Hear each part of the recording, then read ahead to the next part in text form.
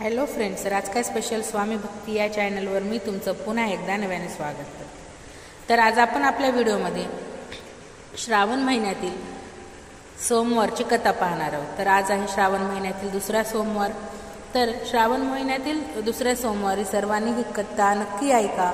तुमची कितीही मोठी इच्छा असू द्या, भगवान शंकर महाराज स्वतः येऊन ती इच्छा पूर्ण करतील. तर कथेला सुरुवात करूया. पार्वतीने श्रावण महिन्यात निराहार राहून कठोर व्रत केले आणि भगवान शंकरांना प्रसन्न केले. त्यांच्यासोबत विवाह केला. त्यानंतर महादेवांना श्रावण महिना विशेष झाला. त्यामुळे श्रावण महिन्यात कुमारिका सुयोग्य वर प्राप्तीसाठी व्रत करतात. श्रावण महिन्याबद्दल आणखी एक कथा प्रचलित आहे. एका नगरात एक श्रीमंत व्यापारी राहत होता. त्या नगरामध्ये त्याला धन मान सन्मान सर्व काही मिळत होते. तरीही तो दुःखी असायचा, कारण त्याला संतान नव्हते. त्याला नेहमी चिंता वाटायची की हा व्यापार धनसंपत्ती पुढे जाऊन कोण सांभाळणार.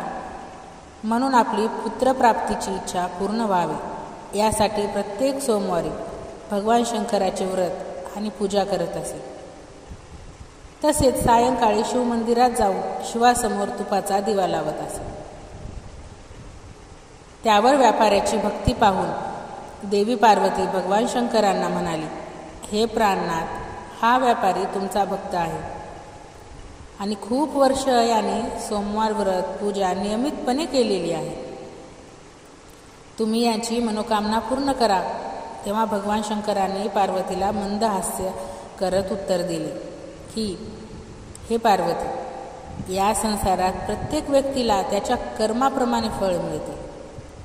पण पार्वती मातेने हट्टच धरला की तुम्ही त्या व्यापाऱ्याला पुत्रप्राप्तीचे वरदान द्यावे. शिवशंकर पार्वतीला म्हणाले की तुझ्या आग्रहाखातर त्या व्यापाऱ्याला पुत्रप्राप्तीचा आशीर्वाद देत आहे, पण त्याचा पुत्र 16 वर्षच जिवंत राहील.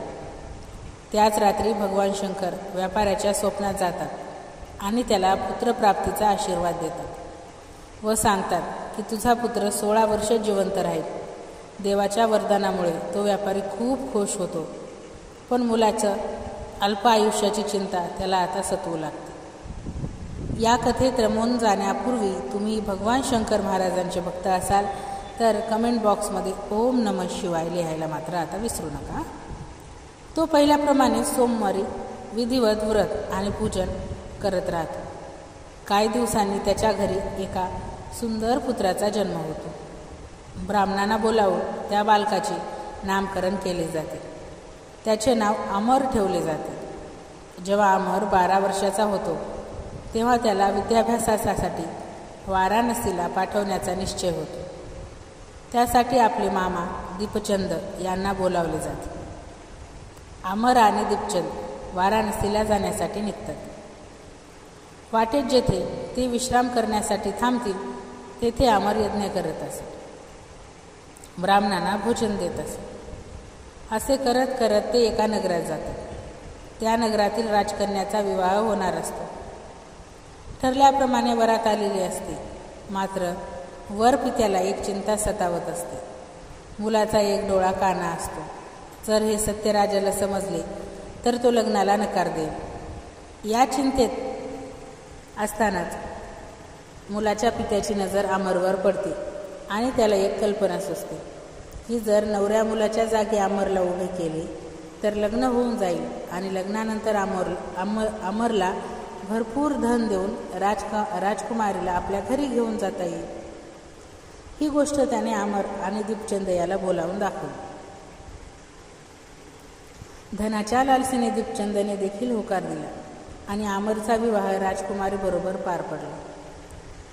मात्र तेथून निघताना अमरला राजकुमारी हिच्याशी खोटं बोलणे योग्य वाटले नाही आणि त्याने राजकुमारीच्या ओढणीवर लिहिले की राजकुमारी चंद्रिका, तुझा विवाह तर माझ्याशी झाला आहे आणि मी विद्याभ्यासासाठी वाराणसीला जाते.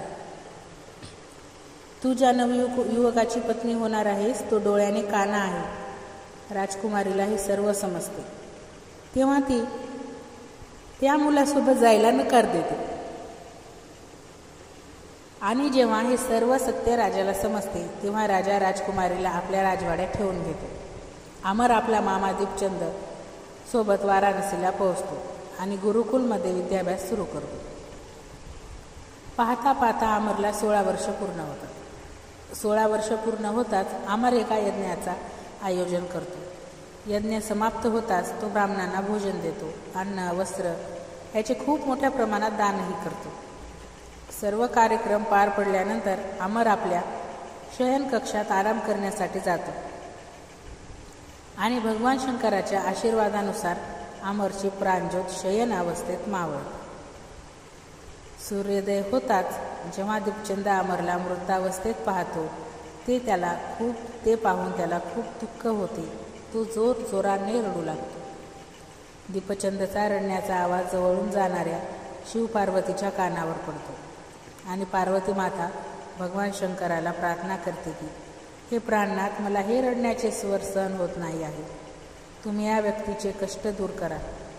तेव्हा शिवपार्वतीला सांगतात की हा मृत मुलगा त्याच व्यापाऱ्याचा पुत्र आहे ज्याला मी 16 वर्ष आयुचे वरदान दिले होते. तेव्हा पार्वती माता भगवान शंकरांना पुन्हा विनंती करते की तुम्ही या मुलाला पुन्हा जिवंत करा, नाहीतर याचे माता पिता पुत्राचा मृत्यू झाल्यामुळे स्वतःच्याही प्राणांचा त्याग करतील आणि मुलाचे पिता तर तुमचे भक्त आहेत. तेव्हा भगवान शंकर त्या मुलाला जीवित होण्याचे वरदान देतात आणि काही क्षणातच मुलगा जिवंत होतो. विद्याभ्यास पूर्ण करून अमर त्याच्या मामासोबत आपल्या नगराकडे जायला निघतो. जाता जाता ते दोघं त्या नगरात थांबतात. तिथे अमरचा विवाह झालेला असतो. नेहमीप्रमाणे त्या नगरात ही अमर यज्ञाचे आयोजन करतो. तेथून प्रवास करत असताना राजा त्या यज्ञाचे आयोजन पाहतो आणि त्याच क्षणी राजा अमरला ओळखतो व त्या दोघांना आपल्या राजवाड्यात घेऊन जातो. काही दिवस आपल्या राजवाड्यात ठेवून त्यांना वस्त्र आणि सैनिक देऊन राजा राजकुमारीला विदा करतो. इकडे व्यापाऱ्याने व त्याच्या पत्नीने स्वतःला एका खोलीत बंद करून घेतले असते आणि अन्न पाण्याचा त्याग करून ते आपला मुलगा व त्याच्या पत्नीची प्रतीक्षा करत असतात. जेव्हा व्यापारी आणि त्याची पत्नी आपल्या मुलाला व सुनेला पाहतात तेव्हा त्यांना खूप आनंद होतो. त्या रात्री भगवान शंकर त्या व्यापाऱ्याच्या स्वप्नात जाऊन त्याला सांगतात, तू जे भक्तिभावाने सोमवारचे व्रत आणि पूजन करत आहेस व व्रत कथा श्रवण करत आहेस त्यामुळे मी तुझ्यावर प्रसन्न झालो आहे आणि तुझ्या मुलाला आयुष्य प्रदान केले आहे. शास्त्रात लिहिलेले आहे की जे स्त्री पुरुष सोमवारचे विधिवत व्रत करतात आणि व्रतकथा ऐकतात त्यांच्या सर्व इच्छा पूर्ण होतात. श्रावण महिन्यातील दुसऱ्या सोमवारचे महत्त्व किंवा पहिल्या सोमवारचे महत्त्व, कोणत्याही सोमवारचे महत्त्व आपण जाणून घेऊया. धार्मिक मान्यतेनुसार श्रावण महिना भगवान शिवाला खूप प्रिय आहे. या आठवड्यातील 7 दिवसांपैकी सोमवार हा भगवान शिवाला समर्पित आहे. सोमवारी भोलेनाथाची पूजा केली जाते, त्यामुळे सोमवारचे विशेष महत्त्व आहे. याशिवाय ज्यांना त्यांच्या वैवाहिक जीवनात अडचणी येतात त्यांनी सोमवारी भगवान शिवाची पूजा करण्याचा सल्ला दिला आहे आणि जर हा सोमवार श्रावण महिन्यात असेल तर त्याचे फळ अनेक पटीने वाढते. तर श्रावण सोमवार हा सणासारखा मानला जातो.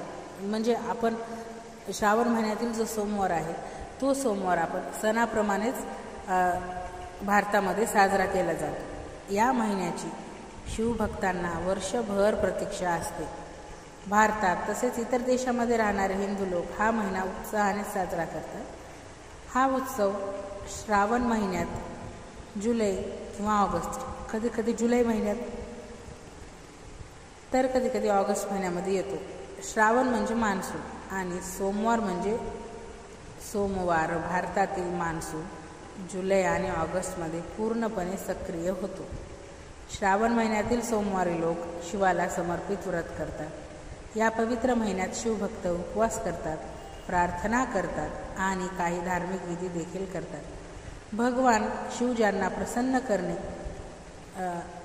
सोपे आहे म्हणून भगवान शंकर या काळात त्यांची भक्तिभावाने पूजा करतात.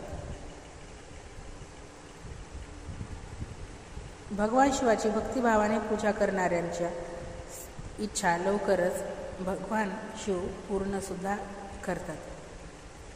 लोक मंदिरामध्ये शिवलिंगाला दूध पाणी आणि इतर नैवेद्य देतात. आदिदेव महादेवाच्या भक्तीमुळे जीवनात समृद्धी आणि आनंद मिळतो, अशी लोकांची श्रद्धा आहे. या महिन्यात भक्त उत्तराखंडमधील हरिद्वाराला कावड यात्रा तीर्थयात्रा करतात. श्रावण सोमवार व्रताचे लाभ. जर तुम्ही श्रावण सोमवार व्रत केलं तर तुम्हाला भगवान शिवाचे विशेष आशीर्वादसुद्धा मिळतात. यामुळे तुम्हाला एक नाही तर अनेक फायदे मिळतात. म्हणून आम्ही तुम्हाला श्रावण सोमवार व्रताचे काही फायदे सांगत आहोत. श्रावण सोमवारचा उपवास करण्याचा सर्वात मोठा फायदा म्हणजे शिव आणि पार्वती दोघांची विशेष कृपा त्या व्यक्तीवर राहते. त्यामुळे व्यक्तीची कोणतीही प्रत्येक इच्छा पूर्ण होते की जो शिवची आणि पार्वतीकडे जो काही मागतो. त्यामुळे जर तुमचीही काही इच्छा असेल, तुम्ही जी इच्छा शिव आणि पार्वतीकडे श्रावण सोमवारचा उपवास करून मागू शकता. तुम्ही स्त्री असो वा पुरुष, तुम्ही श्रावण सोमवारचा उपवास करावा. कारण जो कोणी स्त्री आणि पुरुष श्रावण सोमवारचा उपवास करतो त्याला त्याच्या वैवाहिक जीवनात कोणतीही अडचण येत नाही. त्याचे वैवाहिक जीवन सुखी होते. श्रावण महिन्याच्या सोमवारी उपवास करून भगवान शिव आणि पार्वतीची उपासना केल्याने शिव आणि पार्वती दोघांनाही खूप आनंद होतो आणि भगवान शिव स्वतः भक्ताचे लहान मोठे दुःख दूर करत असतात. जर एखाद्या व्यक्तीने श्रावण सोमवार उपवास केला आणि व्रताची कथा सांगताना भगवान शिवाची पूजा केली तर भगवान शिव त्या व्यक्तीला रोगमुक्त जीवनाचा आशीर्वादसुद्धा देतात. तसेच श्रावण महिन्यातील प्रत्येक सोमवारी शिवलिंगावर धतुरा अर्पण केल्यास श्रावण महिन्यातील प्रत्येक सोमवारी शिवलिंगावर जर का धतुरा अर्पण केला तर त्या व्यक्तीला संततीचे सुखसुद्धा प्राप्त होते. तर मित्रांनो, हा व्हिडिओ तुम्हाला कसा वाटला, ही कथा कशी वाटली तर ही मला कमेंट बॉक्समध्ये नक्की सांगा. व्हिडिओ आवडला असेल तर लाईक करा, शेअर करा आणि जर का नवीन असाल तर नक्कीच माझ्या चॅनलला सबस्क्राईब करा. म्हणजे असेच नवनवीन व्हिडिओ तुम्हाला दररोज पाहण्यात येतील. तर भेटूया उद्या अशाच एका नवीन व्हिडिओबरोबर आणि नवीन विषयाबरोबर. तोपर्यंत बाय बाय. श्री स्वामी समर्थ.